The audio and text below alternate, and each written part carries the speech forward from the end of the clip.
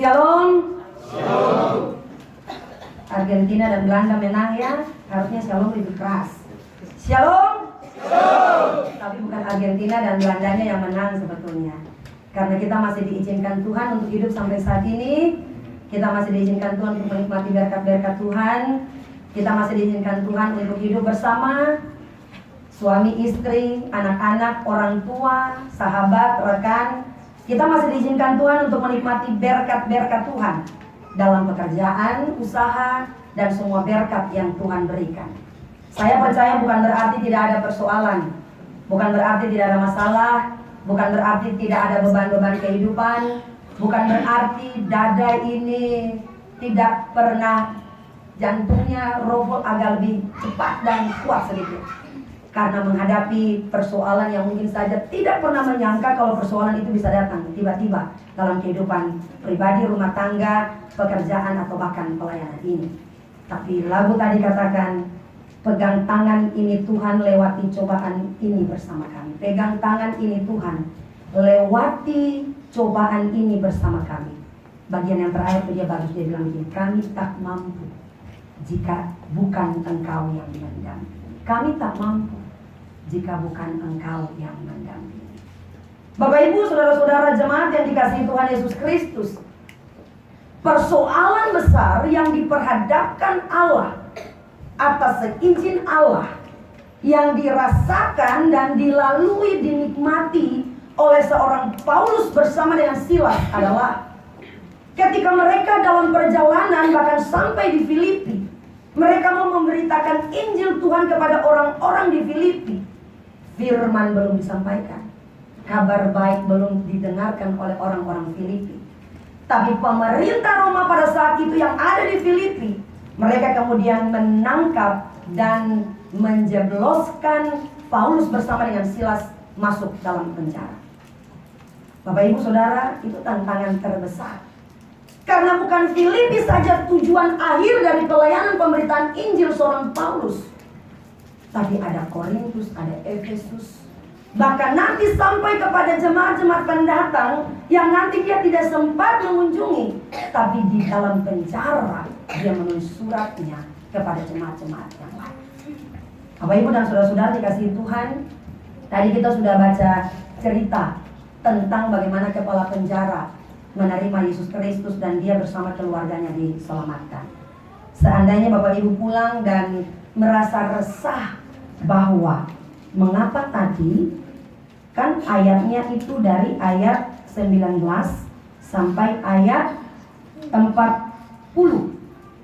Tapi mengapa kok Ibu Pendeta cuma ambil dari ayat 26 sampai 34? Apa sih yang cerita sebelum dan apa sih cerita sesudahnya? Mungkin ada orang yang pulang langsung tiba-tiba habis doa terima kasih Tuhan pulang gereja langsung ambil Alkitab baca dulu. Oh ya ternyata begini. Semoga semua jemaat Alkitab pulang begitu ya. Pulang habis baca Alkitab langsung baca ayat sebelum dan ayat sesudah. Bapak Ibu Saudara, ketika Paulus dan Silas dipenjarakan pada saat itu, ternyata ada hal penting, ada misi penting, ada tujuan penting yang Allah letakkan dari proses dipenjarakan mereka. Jadi proses mereka dipenjarakan itu bukan tanpa tujuan, bukan tanpa misi Allah yang besar yang terjadi dalam kehidupan Paulus. Kenapa? Kalau Paulus dan Silas tidak dipenjarakan saat itu, maka kepala penjara dan keluarga tidak mungkin diselamatkan. Allah punya misi besar terhadap seorang yang tidak mengenal Allah. Allah punya misi dan tujuan besar terhadap penyembah-penyembah berhala pada saat itu, termasuk kepala penjara. Hanya karena kepala penjara mau diselamatkan oleh Allah, Paulus harus melewati pergumulan yang besar. Dia tidak mendapat enaknya hidup untuk memberitakan kabar baik kepada kepala penjara, tapi dia yang harus menjadi korban sembelihan demi keselamatan seorang yang belum kenal Tuhan pada saat itu. Nah Bapak Ibu Saudara dikasihi Tuhan, ketika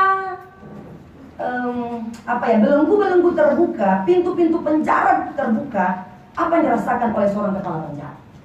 Pasti cemas, pasti takut, pasti khawatir. Bahkan dia akan berpikir, bagaimana caranya supaya saya diselamatkan dari hukuman yang akan diberikan kepada saya saya. Karena dia berpikir bahwa semua orang yang ada di penjara pasti sudah keluar. Dan dia sudah sampai pada titik di mana pasti dia akan dihukum.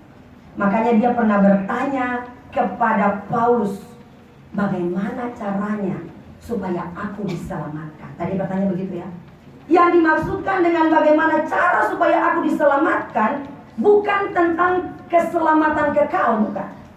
Tapi dia bertanya, kalau Bapak Ibu bisa membandingkan keselamatan di situ bukan soal keselamatan setelah mati, tapi keselamatan dari hukuman yang akan dia tanggung atas apa yang sudah terjadi pada saat itu. Tetapi ternyata Paulus memberikan jawaban yang berbeda dengan pertanyaan yang diberikan oleh kepala penjara. Paulus bilang, percayalah kepada Tuhan, maka engkau akan diselamatkan. Dia bilang bukan engkau saja, tapi seisi rumahmu diselamatkan. Bapak Ibu Saudara, apakah seorang kepala penjara berpikir 2-3 kali? Tidak. Saat itu juga dia langsung percaya, keluarga memberi diri untuk dibaptis. Dan dinyatakan 3 kali pernyataan tentang keluarga, mereka diselamatkan, dia dari seisi rumah. Bapak Ibu Saudara dikasihi Tuhan Yesus Kristus, saya percaya bahwa kita semua tidak pernah tahu siapa sih nama kepala penjara itu. Bapak Ibu tahu siapa nama kepala penjara itu? Pengen tahu? Supaya paling tidak ya ada pelajaran tambahan dari khotbah hari ini. Kalau tidak ingat pesan hari ini, paling tidak ingat bahwa oh, kepala penjara namanya Stefanus. Sudah tahu ya? Kepala penjara namanya siapa? Yang kemarin hadir di Stefanus. Bapak Ibu Saudara, ada bukti yang menyatakan bahwa kepala penjara itu namanya adalah Stefanus. Ada 2 bagian firman Tuhan dan tidak ada dalam uraian bacaan kita hari ini. Kalau kita baca 1 Korintus pasal 1 ayat 14 sampai ayat 16. 1 Korintus pasal 1 ayat 14 sampai 16 dia bilang begini. Aku mengucap syukur bahwa tidak ada seorang pun juga di antara kamu yang aku baptis selain Krispus dan Gaius, sehingga tidak ada orang yang dapat mengatakan bahwa kamu dibaptis dalam namaku. Ayat 16 perhatikan. Juga keluarga Stefanus aku yang membaptisnya, kecuali mereka aku tidak tahu, entahlah ada lagi orang yang aku baptis. Bapak Ibu, mungkin tanggung jawab yang diberikan Allah kepada Paulus adalah pemberitaan Injil. Dia bukan orang yang diutus untuk membaptis, tetapi ada situasi yang mengharuskan dia untuk membaptis dan memberikan tanda keselamatan bagi orang-orang yang memberi diri. Dan tadi ada 3 nama yang dikatakan dalam firman Tuhan ini, yaitu Krispus dan Gaius, itu secara pribadi. Tetapi dalam kehidupan sebuah keluarga dikatakan ada 1 keluarga, Stefanus, yang dia baptis pada saat itu. Bapak Ibu, bagian ini lebih ditekankan lagi. Mengapa? Karena kalau sesuatu itu sangat penting, pasti diingat. Kalau seseorang itu punya peranan penting dalam kehidupan kita, itu pasti diingat. Entah itu kadang baik kepada kita, kita ingat. Tapi kadang yang jahat juga kepada kita, kita pasti ingat. Tetapi seseorang yang punya peran penting dalam kehidupan kita, pasti kita ingat. Termasuk Paulus, dia bilang, mungkin ada lagi entahlah yang lain, aku lupa. Tapi untuk 3 orang, 2 pribadi pemuda dan 1 keluarga Stefanus, dia benar-benar ingat. Bahkan pada saat itu terjadi gempa bumi, kemudian Paulus dan Silas dilepaskan, dan kemudian mereka menerima keselamatan. Saya percaya sejarah-sejarah seperti itu pasti Paulus ingat. Makanya dia sangat ingat bahwa Stefanus pasti adalah bagian dari pergumulan dia ketika dia ada di jemaat Filipi. Kemudian Bapak Ibu, 1 bagian bacaan lagi dari 1 Korintus pasal 16 ayat 15 sampai 18.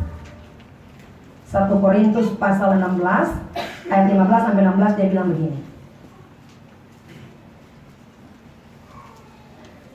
Ada suatu permintaan lagi kepadamu, saudara-saudara. Kamu tahu bahwa Stefanus dan keluarganya adalah orang-orang yang pertama-tama bertobat di Akhaya, dan bahwa mereka telah mengabdikan diri kepada pelayanan orang-orang kudus. Karena itu taatilah orang-orang yang demikian, dan setiap orang yang turut bekerja dan berjerih payah. Aku bergembira atas kedatangan Stefanus, Fortunatus, dan Achaicus, karena mereka melengkapi apa yang masih kurang padamu. Ini merupakan sebuah bukti juga bahwa jemaat Filipi ada dalam bagian daerah Makedonia, dan dekat dengan Makedonia ada Akhaya. Dan orang pertama yang dimenangkan, satu keluarga yang dimenangkan pertama-tama dalam pelayanan di daerah Makedonia adalah kepala penjara. Tadi dikatakan keluarga itu pertama-tama dimenangkan pada saat pelayanan Paulus di Akhaya. Dan sangat dimungkinkan bahwa nama kepala penjara itu adalah Stefanus. Bapak Ibu dan saya juga ingat ya, supaya kita belajar, ada pengetahuan-pengetahuan baru yang kita tahu. Nah, dengan demikian Bapak Ibu Saudara, lalu bukan sekedar nama yang harus diingat, kira-kira apa teladan kepala penjara dari proses kehidupan melewati apa yang Allah izinkan terjadi dalam kehidupan Paulus dan Silas, sehingga ketika kepala penjara Stefanus menerima Allah bersama dengan keluarganya dalam nama Yesus, dan mereka siap dibaptis, mereka dibaptis dan kemudian selamat. Kira-kira apa yang menjadi pelajaran khusus bagi saudara saya di Minggu Adventus yang kedua? Bapak Ibu Saudara, hal yang pertama yang perlu kita teladani dari seorang kepala penjara Stefanus, yaitu dia meresponi firman dengan segera. Dia tidak menunda-nunda dalam meresponi firman Tuhan. Tadi bacaan firman ini sudah mengatakan dengan benar bahwa ketika gempa bumi, dia menanyakan soal keselamatan.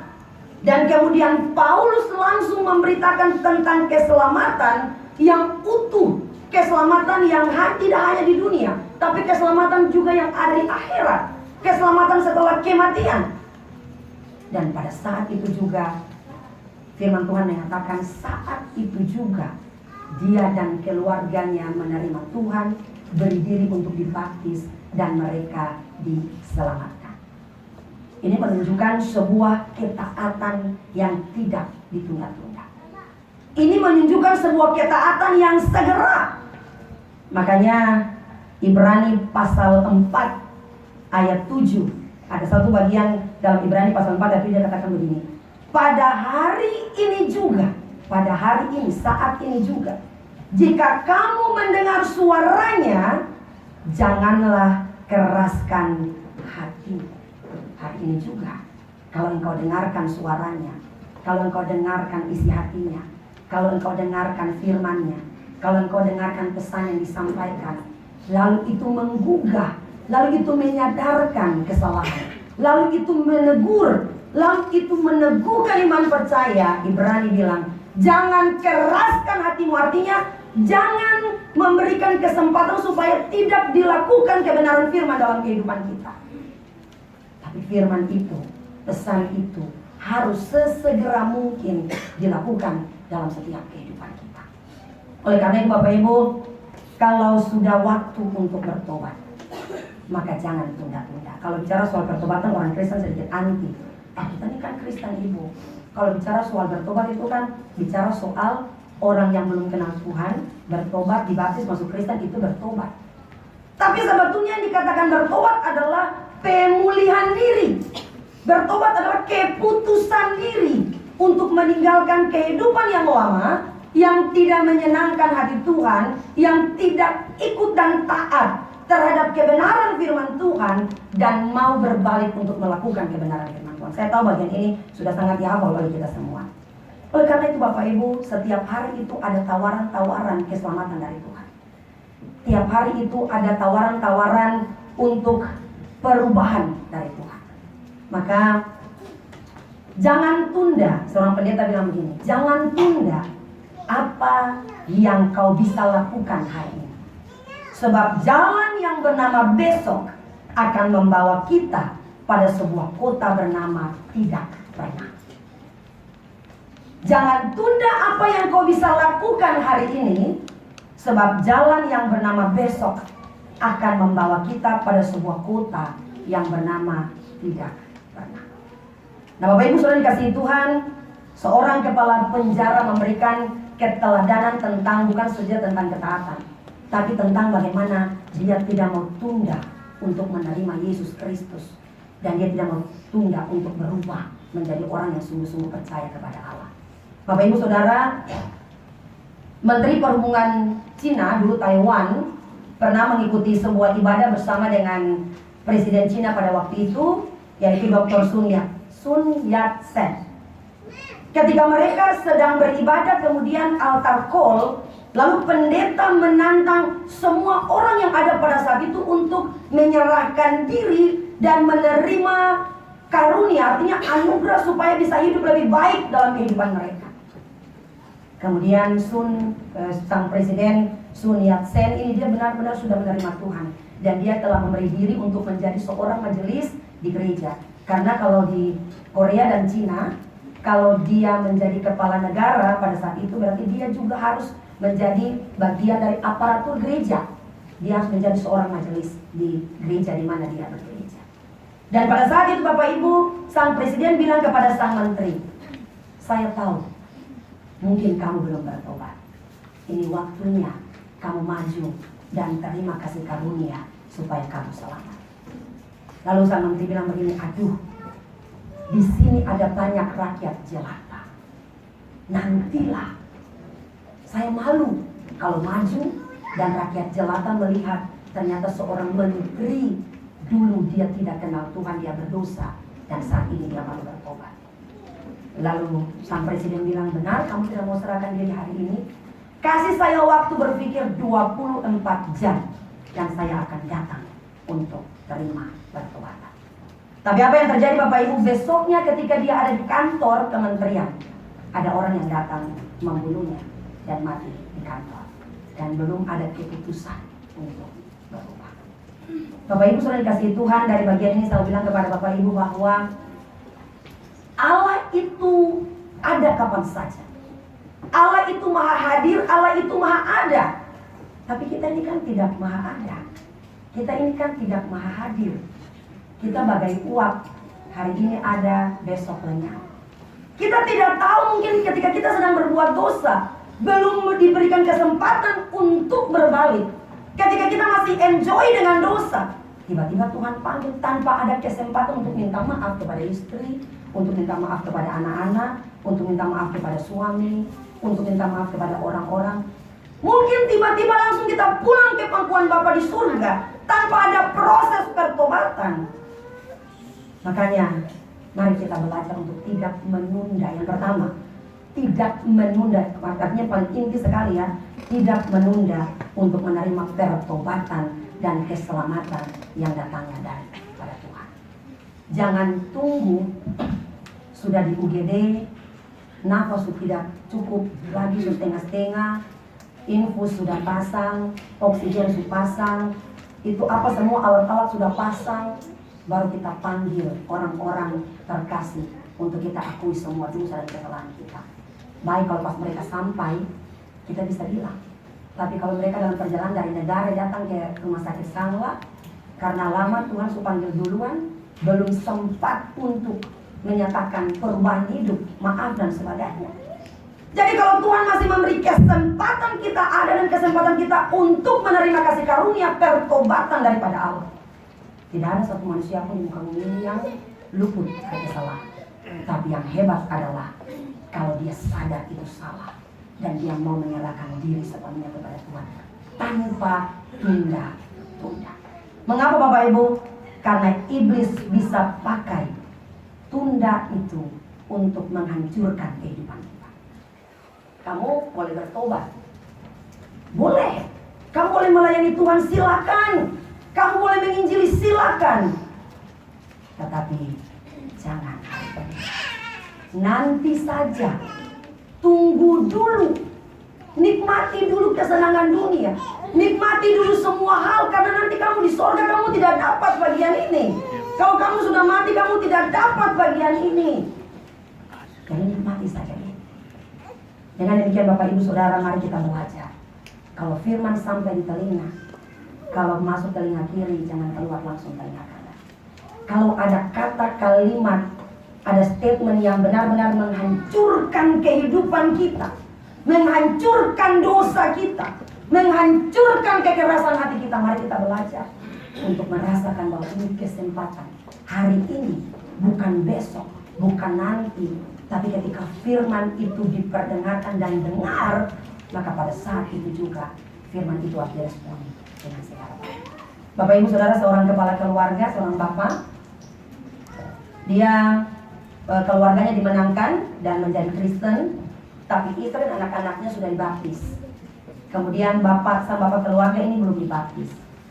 Dia sakit keras dan ada di UGD. Kemudian karena sudah kritis, jadi memang Kristen dia masih bisa bicara tapi sudah tidak didengar lagi, tidak didengar secara baik ya perkataan-perkataannya. Kemudian Bapak Ibu suatu saat dia kumpul keluarganya, istri dan anak-anak. Lalu satu kata yang dia bilang, Tis, istri bilang apa Pak? Istrinya tidak mengerti Pak. Nah, oleh anak yang tua, yang coba sini dulu. Dengar papanya dan bilang apa ini? Tolong dengar dulu. Apa Pak? Tis. Anaknya tidak paham. Anaknya panggil adiknya yang bungsu. Dia coba sini dulu, kamu kan dekat sama papa. Coba dengar dulu papanya lagi bilang apa. Apa Pak? Tis. Anaknya bilang begini, oh iya, ini Ma, Papa ini sebelum pulang, Papa ini pengen makan makanan kesukaannya. Papa itu, kalau saya jalan-jalan dengan Papa selalu makan petis. Pedas. Pokoknya petis, tahu petis yang paling pedas. Cabai 10 Pak. Oke, kalau gitu cepat pesan. Jangan sampai dia punya harapan terakhir ini tidak terpenuhi. Nanti ketika dia sudah mati, dia datang ganggu kita dalam rumah. Jadi cari tahu petis yang cabainya 10, cepat. Mereka datang Bapak Ibu, datang kasih makan dia. Orang lagi sakit kasih makan dia. Petis cabai 10 ini kasih makan langsung, Tuhan panggil pada saatnya. Ternyata apa Bapak Ibu? Ya, dia minta baptis, bukan tahu petis. Tis, apa yang salah kira-kira? Anak yang sulung salah? Anak yang bungsu salah? Mama salah kan? Tidak.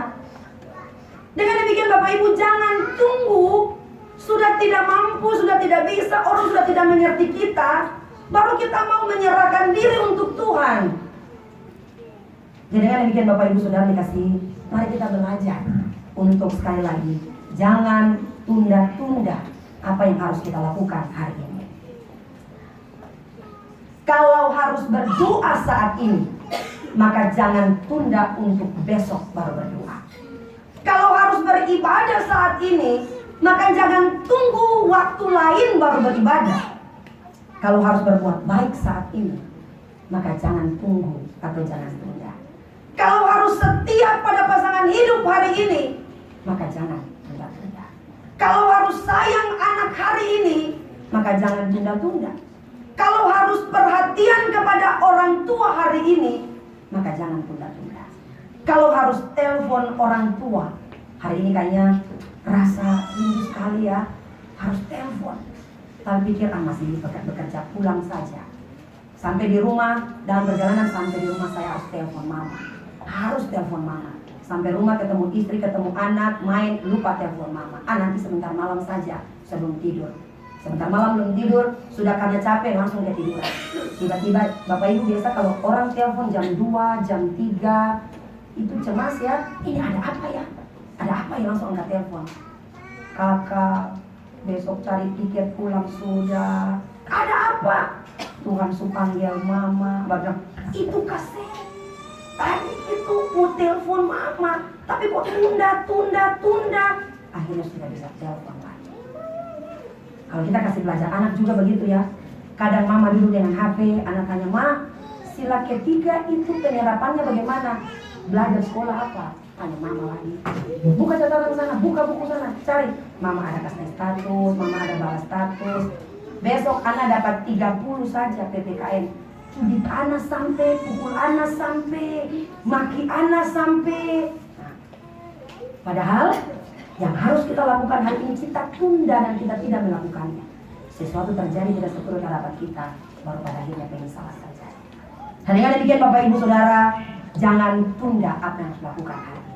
Kemudian yang kedua, kepala penjara ini adalah seorang kepala keluarga. Dan dia memenangkan keluarganya juga.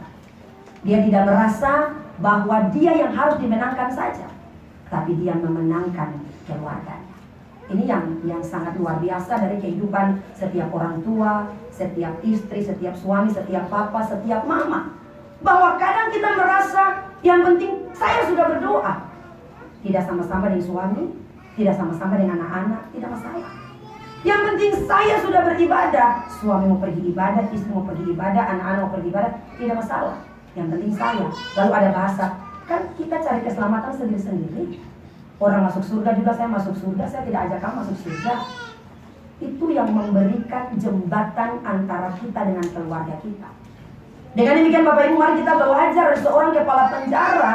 Dia tidak ego dan mementingkan diri sendiri untuk dia menerima keselamatan sendiri. Tapi ketika dia meninggalkan berhala-berhala, dia meninggalkan semua hal yang benar-benar menjadi pembatas antara dia dengan Allah. Saat itu pula dia ajak istri dan anak-anaknya untuk sama-sama datang menyembah Tuhan. Bapak Ibu Saudara, Nuh ketika akan diselamatkan, Allah tidak kasih Nuh diselamatkan sendiri, tapi Allah suruh panggil keluarga, termasuk menantu, itu dipanggil semua untuk masuk dalam baka. Semua orang mati. Kehidupan di dunia ini dalam adab peradaban itu ada dua ya. Peradaban awal mula kehidupan ini ada di Adam dan Hawa. Kemudian karena dosa semua dihancurkan oleh Allah. Dan kehidupan ada peradaban yang kedua itu ada di kehidupan Nuh dan keluarganya. Bukan Nuh saja, bahkan bukan istri dan anak-anaknya saja, tapi menantu-menantunya juga menerima keselamatan dari Allah. Bahkan Yosua bilang, engkau boleh pilih, Israel kau boleh pilih beribadah kepada ilah nenek moyangmu, tapi aku, dia bilang aku saja, aku dan seisi rumahku. Bukan berarti hanya papa, mama dan anak-anak, tapi seisi rumah itu ada pembantu, ada ponakan, ada mama mertua, ada mama mantu, bapak mantu. Aku dan seisi rumahku kami akan beribadah kepada Allah. Semua dimulai dari mana? Kepala. Dan kepala itu adalah seorang imam dalam rumah tangga. Jadi jangan dia tampil dengan seluruh proses kehidupan yang baik. Kadang yang tahu kehidupan suami itu cuma istri saja. Dia bisa tampil dengan luar biasa, ingat baik bahwa dua istri itu menopang seluruh proses kehidupan. Bahkan anak-anak itu menjadi sumber kebahagiaan. Jadi dengan demikian seorang kepala keluarga, dia harus benar-benar sadar bahwa bukan dia saja punya tanggung jawab untuk rumah tangga dan Tuhan, tapi seisi rumah tangganya harus dibawa kepada Tuhan. Bapak Ibu, saudara kasih Tuhan Yesus Kristus. Jadi yang pertama, jangan tunda untuk menerima kasih karunia dan pertobatan daripada Tuhan. Kemudian yang kedua, jangan cari keselamatan sendiri, tapi diawali dari keselamatan bersama dengan kehidupan keluarga. Sebab kita tidak bisa berusaha menyelamatkan orang lain, sedangkan keluarga kita pun sedang ada dalam proses yang sangat sulit di hadapan Tuhan. Kemudian yang ketiga, ketika dia sudah terima Tuhan dan keluarganya sudah terima Tuhan, yang ketiga adalah mereka menunjukkan perubahan. Ini yang penting.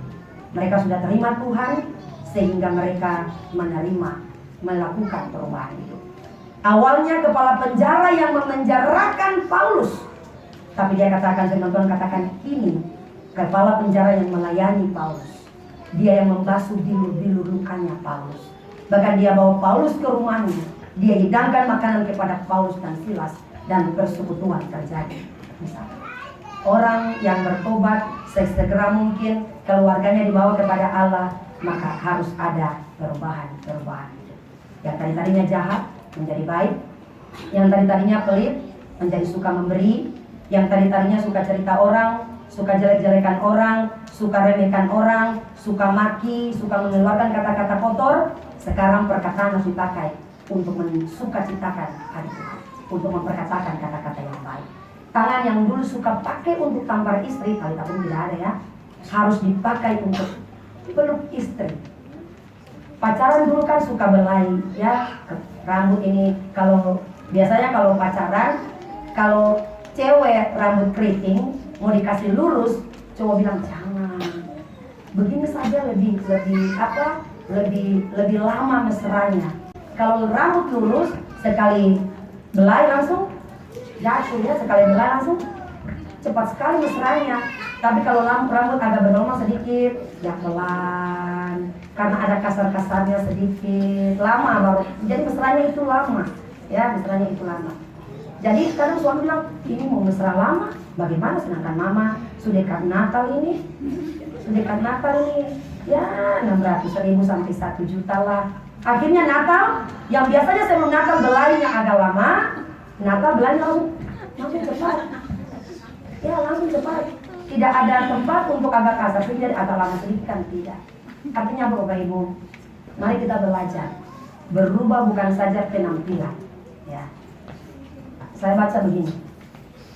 Di status seorang istri tulis, jangan tanya ini siapa punya. Coba buka. Yang penasaran pasti pulang semua buka status ini siapa punya. Ya. Kalau Spanyol kalah, gas jual untuk tetangga. Bayangkan bukan api yang tidak menyala tapi gas jual untuk tetangga. Kalau Spanyol kalah sampai segitunya. Kalau jangan Spanyol ya. Kalau Brasil kalah maka tidur luar. Ya, Belanda memang apa? Kalau Brasil kalah tidur luar. Gitu ya. Kalau Brasil kalah tidur luar. Artinya Bapak Ibu, mari kita belajar untuk memiliki perubahan-perubahan hidup yang tidak hanya sementara. Karena ini ada bola, maka orang akan berpikir, ada orang berpikir begini. Kalau mau taruhan bola, ada yang sudah mulai taruhan bilang, mau bertaruh, mari kita mau bertaruh ya. Ada yang taruhan bola 1 juta, ya. Tapi kalau mau kasih, bukan sumbangan Bapak, uang iuran panitia 50.000 1 bulan itu tunggakan sampai sekarang. Padahal kalau taruhan bola 1 juta, ini sudah kalah, sudah ambil, sudah. Padahal nama, belum bayar sampai sekadar jalan padahal 1 juta taruhan. Padahal beli bendera di semua perlengkapan pokoknya.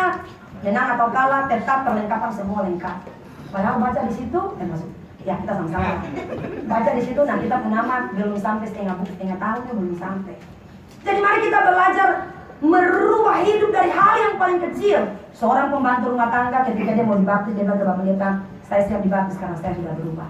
Bapak Pendetanya, apa perubahan? Dia bilang, saya waktu belum terima Tuhan secara sungguh-sungguh, kalau saya sapu dalam rumah itu, di rumah saya tuh yang saya kerja itu karpet semua, banyak sekali.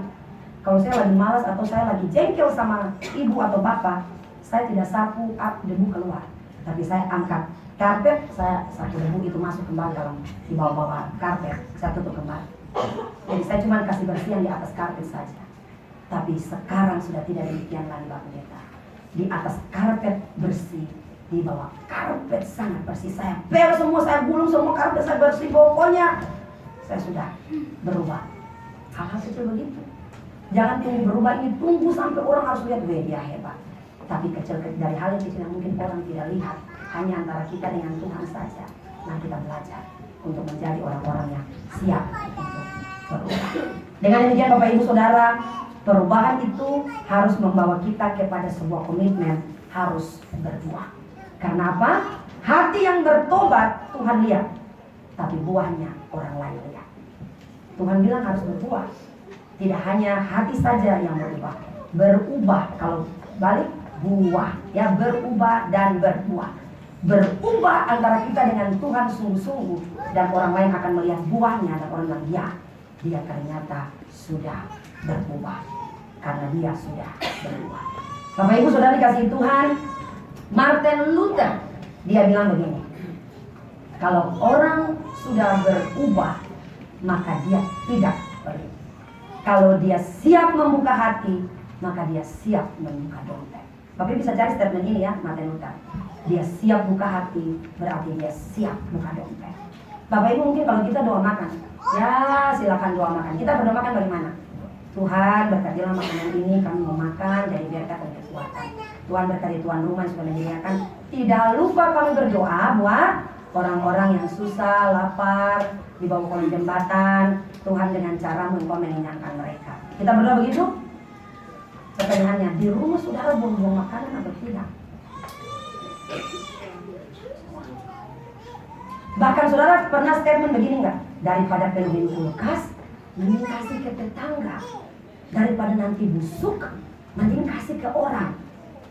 Daripada nanti tidak makan, anak-anak juga tidak makan, ya kita kasih saja ke anak-anak yang lain, mungkin mereka perlu. Jadi kita tidak mempersiapkan sesuatu yang benar-benar orang lain merasa bahwa ya kita dapat berkat ya.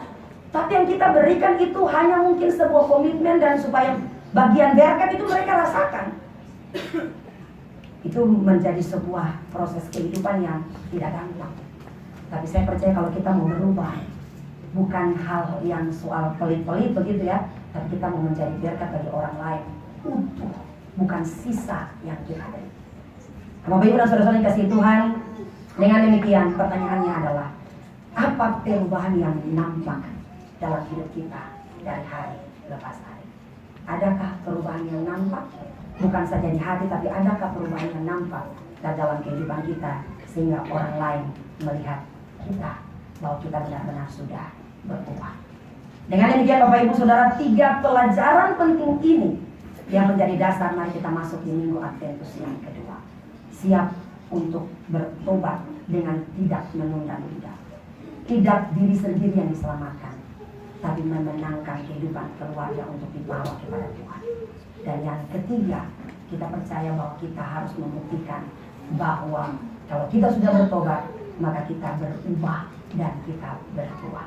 Berubah dan berbuah. Karena ini terjadi dalam kehidupan kita di Minggu-Minggu Adventus yang kedua. Tuhan memberkati kita semua. Amin untuk kebenaran.